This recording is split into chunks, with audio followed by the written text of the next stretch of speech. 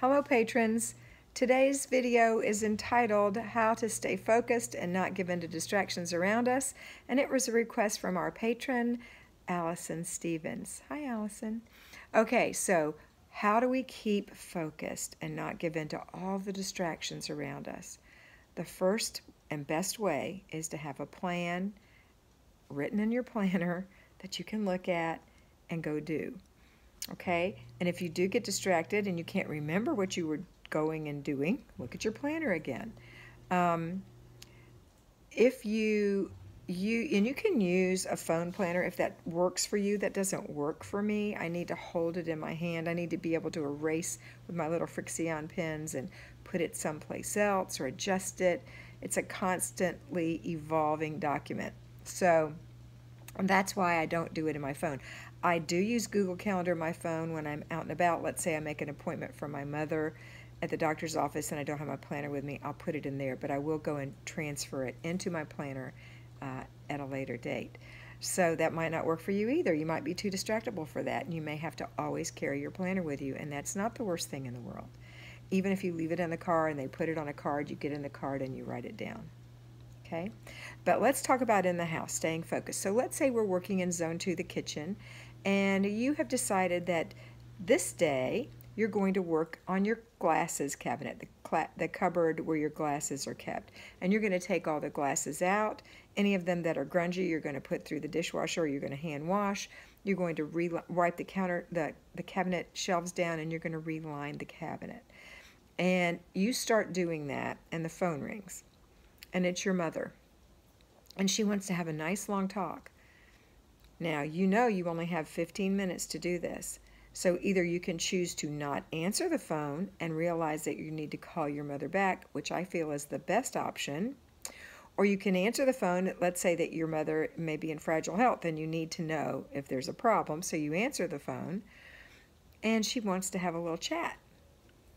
You can say, "Mama, I'm so sorry. I wanted to make sure you were okay when you called, but I have to do something for 15 minutes. As soon as I'm done, I will call you back. I'm going to set the timer on the stove right now. And as soon as the 15 minutes is up, that's all it's going to take me. I'm going to call you back, okay?" And you let her go, all right? Now, if she won't go, you don't have a choice. You have to listen to your mother and reset your timer for yourself when she gets off the phone. But do be in charge of that conversation and say, "Okay, oops, I've got to go. The cake's burning in the oven," or something that she can let you go. All right, then you go back to your work. But let's say it's your children, and your children say, "Mama, he's hitting me," or whatever, and you could say, "Listen, before I came in here, I told you I was going to be in here for 15 minutes and that you could watch a program or whatever. I am going to do this for 15 minutes. You behave, and when I get off, when I get done, I will handle the both of you. I suggest that you don't touch each other and that you sit on opposite ends of the couch until I'm done, unless you think you can play nicely," or something like that. You're in charge. You take command of the situation. You only have to do this for 15 minutes.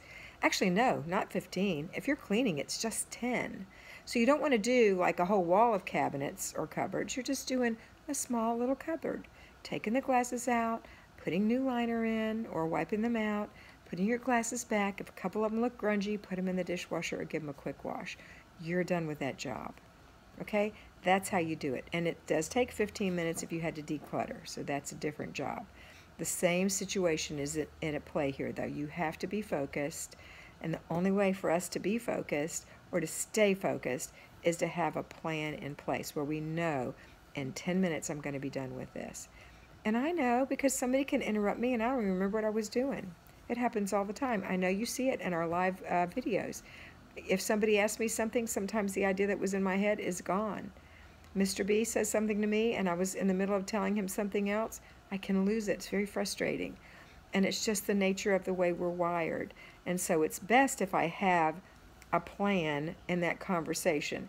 And what I do with my daughter Karen is that we have a little plan because we're both the same way. And we want to just get so excited and talk to each other and we forget what we're going to say, and then we're frustrated through the whole conversation because something you wanted to say you can't remember.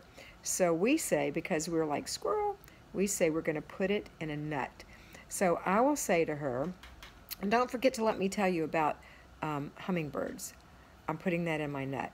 And also 77, and that means something to me, okay? So 77, that's in a nut. She'll say, okay, and I've got shoes in a nut and something else she'll put in a nut, aprons or whatever. And then she'll tell me about the doctor's appointment she was having, and then I'll say, are you done? And she'll say, yes, and I say, okay, I'm going to tell you about 77, and I tell her what that is, and she says, okay. And then, are you done? Yes. Okay, I'm going to tell you about aprons or whatever. And that's how we remember. We can remember a keyword and we put it in a nut. And so we let the other person finish without being all upset that they're going to forget to tell them something. It's almost like saying, I see you and I have a plan for you. Instead, it's, I have a little nut of an idea that I want to tell you about. And this way I get to relax and enjoy our current conversation. All right, that's how to have a conversation by staying focused. But how to do your work staying focused without being distracted is to have it written down so you can go right back to it and know what time of day you're going to do it. Now, don't be so crazy that you think you're going to do it from exactly 11:15 to exactly 11:25. That might not happen. But at least you know you want to get it done in the morning after you do the laundry or whatever. Okay, I hope this helps, and thank you, Allison, for the suggestion. Have a wonderful day, and always remember to be beautiful because you are beautiful.